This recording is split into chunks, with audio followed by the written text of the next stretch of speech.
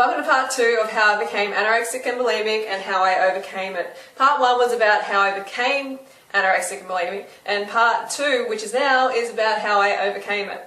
So I started working in a gym and everyone around me was pretty into nutrition, and I was too. I was always into nutrition, but I really didn't have a clue about what good nutrition was about. So I found the raw food movement, and I couldn't hardly find any information on the raw food movement at all. I went to libraries, went to bookshops, everything, and there was just hardly anything on it. And if there was, I got it and I devoured it.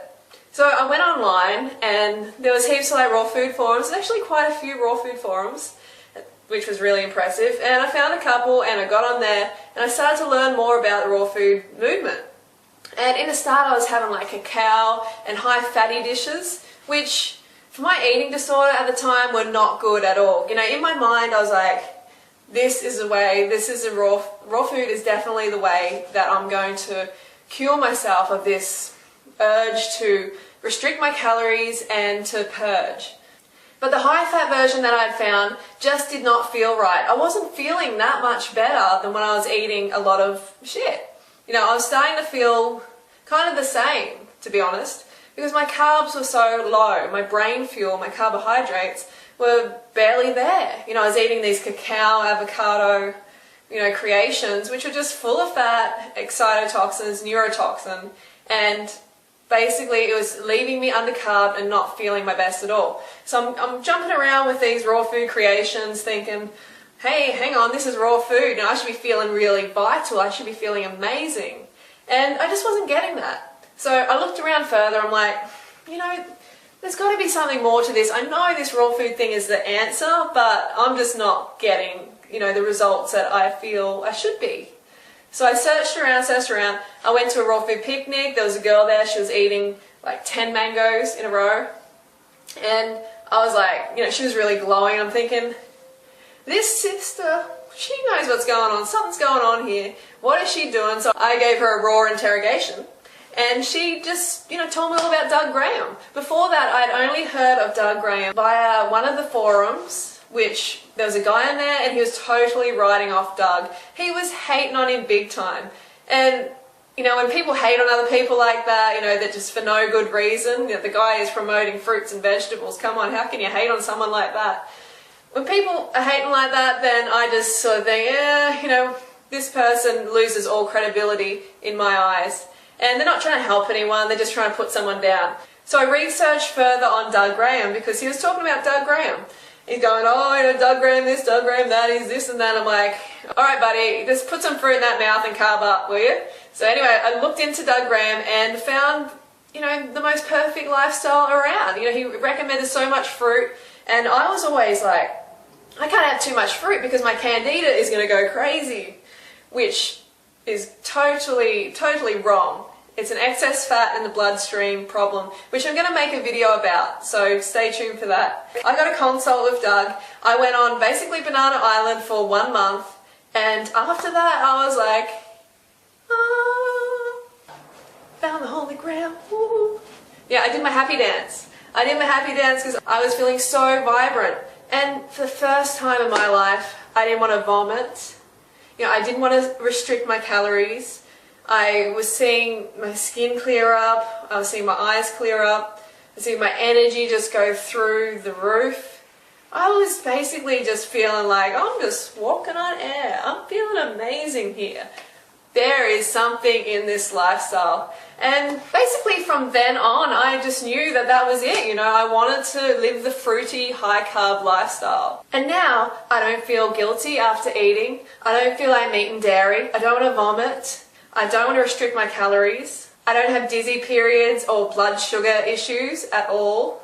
I don't have this inability to focus on things and this almost feeling like I'm going to faint all the time, which I had before. I was like a mess. I could hardly focus on anything. And that is not the case now. I've got focus. I am regularly happy for no reason. The urge to binge on crap to the point of pain, gone. Totally gone. And it's all, a lot of people are like, oh no, eating disorders, they're mental, people have got a psychological problem and rah rah rah. Okay, That I really don't agree with. Maybe if that person's brain's been glucose restricted for long enough, for that many years, they may have got brain damage. I don't know, but possibly. But I'm talking about 99% of the people with eating disorders who actually are just undercarbed. I know this is going to sound like, oh no, that's too simple, blah, blah, blah, blah. For most people that is that simple, because if you're getting enough glucose to your brain via carbohydrates, then it's going to function properly. If you're not, then it's not going to function properly. That's how it goes. But I hear a lot of people saying, oh, but how do you bridge that gap between, you know, wanting to actually nurture yourself and get that glucose to your brain? Well, that can be difficult. For me, it came out of desperation, and I think this happens for a lot of people. That urge to just, you're just like, whoa, I don't know what else to do. I'm at my wit's end. I just need to change now. And for a lot of people, that's what does bring them to a healthier way of living. So for me, I had to change, or else I don't know where I'd be today. Honestly, I needed to get my head together, and I was getting to the point where I had so much pain attached to what I was doing that one day I just went,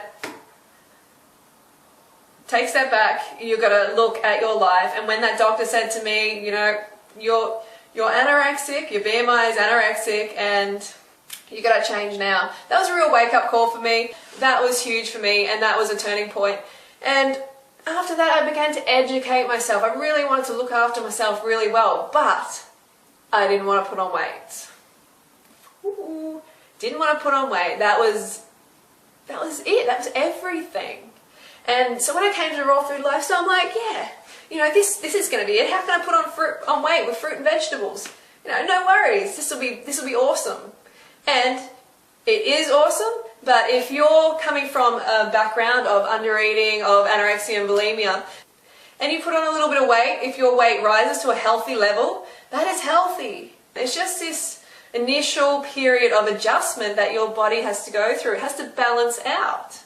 So it's important to remember that. And when I first started, my weight was, you know, fluctuating, as I've said in other videos. But I knew that I felt so good. I didn't have this binging urge anymore. I didn't want to, you know, vomit. I didn't want to restrict my calories. Oh, I didn't have to, because I was just feeling so satisfied. You know, and I was starting to think, oh no, is this working? I don't know, I'm putting on a bit of weight. This might not be the lifestyle for me. But then this other voice came in and said, hey, everything, there's so much improvements. You know, your energy, your digestion, your skin, the urge not to binge or purge or restrict your calories, it's gone. And for me, that was worth so much. I was not going to give that away for some superficial thing as weight loss. And now I'm 20 kilos lighter. I eat all the calories I want. I never, ever, cross my heart, swear to God, whatever, I do not restrict my calories ever. The last time I did it was years and years ago, and God, you know, if you want to live an abundant life, then restricting something, like restricting real food, nature's gifts, fruits and vegetables, then you're not going to get it. Trust me, you're not going to live abundantly. You're still going to be in this deprivation, diet, merry-go-round mentality. So you've got to step off that and you've got to carb up. So it's all about carving up. I'm just going to wind it up now. So you may have to get to a point in your life where you're experiencing so much pain from what you're doing now that it tips you over the edge into changing. Okay, that's what happened with me, and that's what happens with a lot of people. And then, you know, then educate yourself. Follow people who are thriving on the lifestyle. Follow the high carb people. The high carb people are the ones who are happy and energetic and glowing, and you can have that too. But you have to be patient and you have to keep the carbohydrates up. Alright, so that's my story, and I don't know what else to say, but I am a different person to what I was 5 years ago. Completely different. I don't know myself. My family doesn't know me. They're just like, you have changed a lot. So I've definitely found my happy place. I am eating disorder free, and you too can be as well. Don't hurt yourself.